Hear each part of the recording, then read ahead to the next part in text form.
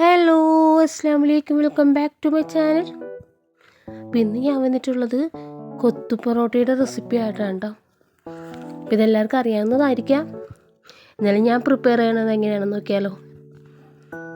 അപ്പോൾ അതിനു വേണ്ടി ഞാൻ കുറച്ച് ചിക്കൻ എടുത്തിട്ടുണ്ട്. അത് ക്ലീൻ ചെയ്ത് നമുക്കതിലോട്ട് ജിഞ്ചർ ഗാർലിക് പേസ്റ്റും ഉപ്പും ഇട്ട് കൊടുക്കാം. പിന്നെ നമുക്ക് പൊടികളായ മഞ്ഞൾപ്പൊടി, മുളക് പൊടി, ഗരം മസാല പൗഡറും കൂടി ഇട്ട് കൊടുക്കാം. ഇതൊക്കെ ക്വാണ്ടിറ്റി അനുസരിച്ചിട്ട് കൂട്ടുകയും കുറയ്ക്കുകയും ചെയ്യാം. കുറച്ച് കറിവേപ്പിലയും കൂടി ഇട്ട് കൊടുത്തിട്ട് നന്നായിട്ട് തന്നെ ഒന്ന് മിക്സ് ചെയ്തെടുക്കാം. എന്നിട്ട് നമുക്കിത് കുറച്ച് നേരം റെസ്റ്റ് ചെയ്യാൻ വെക്കാം കേട്ടോ. പെട്ടെന്ന് തന്നെ ഒന്ന് ഫ്രൈ ആക്കി എടുക്കണം. ഞാൻ എയർ ഫ്രയറിൽ വെക്കാമെന്നാണ് വിചാരിച്ചിരിക്കണം. അപ്പോൾ ഞാൻ ഒരു ഹാഫ് ആൻ അവർ ഫ്രീസറിലോട്ട് വെച്ചിട്ടുണ്ടായിരുന്നു.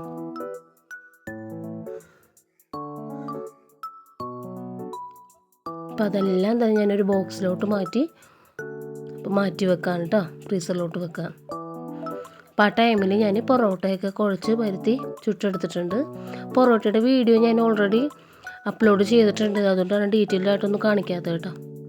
അപ്പോൾ പൊറോട്ടയൊക്കെ അടിച്ചൊന്ന് മാറ്റി വെക്കാണ്, കട്ട് ചെയ്ത് വെക്കാമല്ലോ.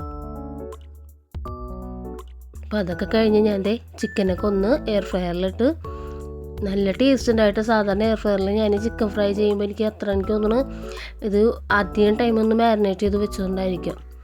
മസാലയൊക്കെ നല്ല പിടിച്ചിട്ട് നല്ല ടേസ്റ്റ് ഉണ്ടായിരുന്നു. നമ്മൾ തട്ടുകടയിൽ നിന്നൊക്കെ വാങ്ങിക്കണം ആ ഒരു ഫ്രൈ ഇല്ല, അതിൻ്റെയൊക്കെ ഒരു ടേസ്റ്റ് പോലെ എന്നിട്ടാണ് എനിക്ക് തോന്നിയത്. അപ്പോൾ ഇടയ്ക്കൊന്ന് ഓയിൽ ഗ്രീസ് ചെയ്ത് കൊടുത്ത് മറിച്ചൊക്കെ ഇട്ട് കൊടുക്കാം കേട്ടോ. കണ്ട ചിക്കനൊക്കെ നല്ലതേ വെന്തിട്ട് അതിൽ നിന്ന് ഇതൊന്ന് വിട്ടു പോന്നിക്കണം. അത്ര നല്ല സോഫ്റ്റായിട്ട് തന്നെ വെന്തിട്ടുണ്ട് കേട്ടോ. ഇനി നമുക്കിത് എങ്ങനെയാണ് ഉണ്ടാക്കണമെന്ന് നോക്കാം കേട്ടോ. അപ്പോൾ അതിനുവേണ്ടി ഞാനൊരു അയൺ കടായാണ് വെച്ചെടുത്തിട്ടുള്ളൂ. അയൺ കടായിൽ വെക്കുമ്പോൾ ഒരു പ്രത്യേക ടേസ്റ്റാണ് കേട്ടോ. ഞാൻ പിന്നെ കൂടുതൽ ഡീറ്റെയിൽ ആയിട്ട് പറയുന്നില്ല, എപ്പോഴും ബോറടിപ്പിക്കണ്ടെന്ന് വിചാരിച്ചിട്ട്. അപ്പോൾ അതിലോട്ട് ജിഞ്ചർ ഗാർലിക് പേസ്റ്റും നമ്മുടെ സവാള കട്ട് ചെയ്തതും പച്ചമുളക് കട്ട് ചെയ്തതും കൂടി ഇട്ട് കൊടുത്ത് നന്നായിട്ട് അതിനൊന്ന് സോട്ട് ചെയ്തെടുക്കാം. ആ പച്ചമുളകൊക്കെ ഒന്ന് ഉടയാൻ വേണ്ടിയിട്ടാണ് ഞാൻ അങ്ങനെ കാണിക്കുന്നത്. ഇനി നമുക്ക് ഇതിലോട്ട് കുറച്ച് കറിവേപ്പിലയും കൂടി ഇട്ട് കൊടുക്കാം കേട്ടോ. എന്നിട്ട് നന്നായിട്ട് തന്നെ ഒന്ന് മിക്സ് ചെയ്ത് കൊടുക്കാം.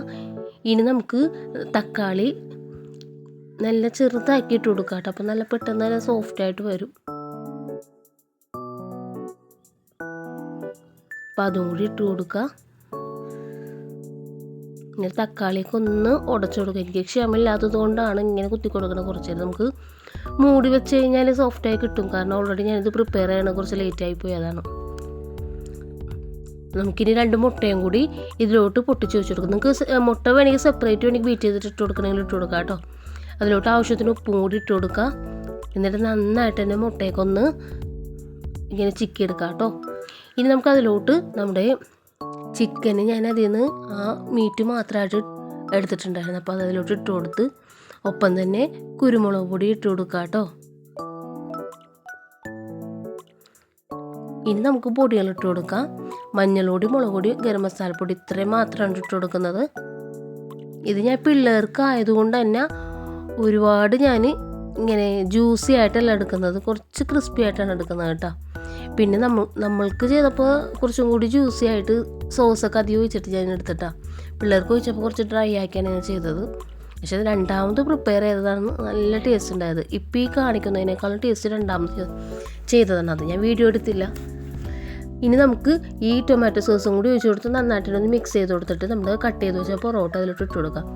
പൊറോട്ട മാക്സിമം ചെറുതാക്കി ഇടാൻ നോക്കാം കേട്ടോ. അതിൻ്റെത് അത്ര ചെറുതാക്കിയൊന്നുമല്ല ഞാൻ ഇട്ടത്, കുറച്ചും കൂടി ചെറുതാക്കി ഇടാന്നുണ്ടെങ്കിൽ കണ്ട എല്ലാത്തിനും നല്ലോണം മസാല പിടിക്കാനും കൂടി എളുപ്പമായിരിക്കും. അപ്പോൾ എന്തായാലും ഇതൊന്ന് വീട്ടിൽ ട്രൈ ചെയ്ത് നോക്കാത്തതുണ്ടെങ്കിൽ തീർച്ചയായിട്ടും ഒന്ന് ട്രൈ ചെയ്ത് നോക്കട്ടെ. നല്ല ടേസ്റ്റാണ് കേട്ടോ.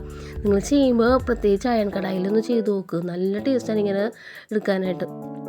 അപ്പം നിങ്ങൾ സബ്സ്ക്രൈബ് ചെയ്യാതെ ആരെങ്കിലും എൻ്റെ ചാനൽ കാണുന്നവരുണ്ടെങ്കിൽ തീർച്ചയായിട്ടും ഒന്ന് സബ്സ്ക്രൈബ് ചെയ്ത് സപ്പോർട്ട് ചെയ്യാം കേട്ടോ. അപ്പോൾ നമുക്ക് നെക്സ്റ്റ് വീഡിയോയിൽ കാണാം. Okay, by.